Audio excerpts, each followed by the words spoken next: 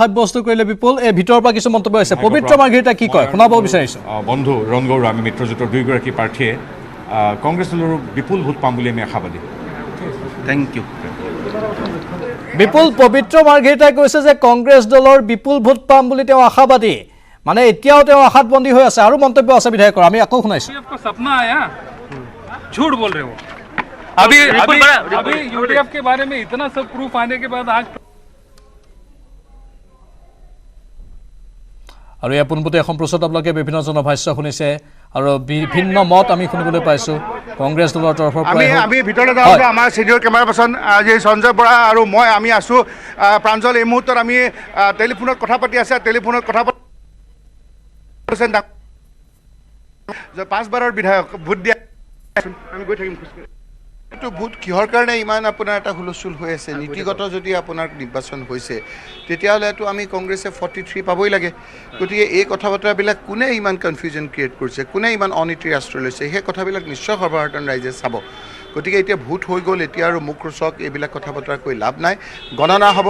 গণনাৰ পিছত কোনে কি কৰিছে সেই কথাখিনি ৰাইজৰ ওচৰলৈ যাব নিশ্চয় ৰাইজে সেই কথাখিনি বিচাৰ কৰিব আমি কনফিডেণ্ট যে 43 ভোট আমি পাম আৰু পাই পেলাই আমি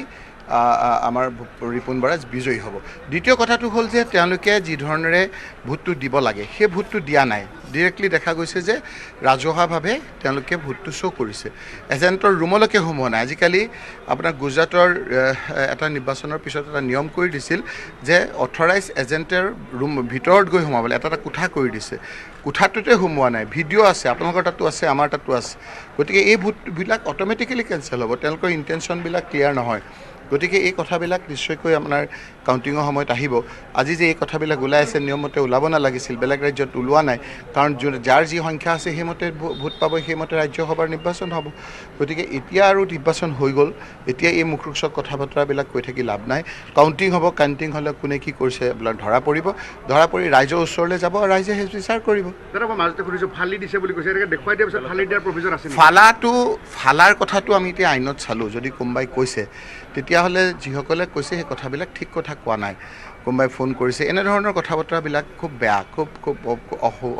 শোভনীয় নহয় মই কিছুমান এই কথা বতৰা আৰু যদি ফালি দিছে কিন্তু তেওঁৰ ইণ্টেনশ্যন ইজ ক্লিয়াৰ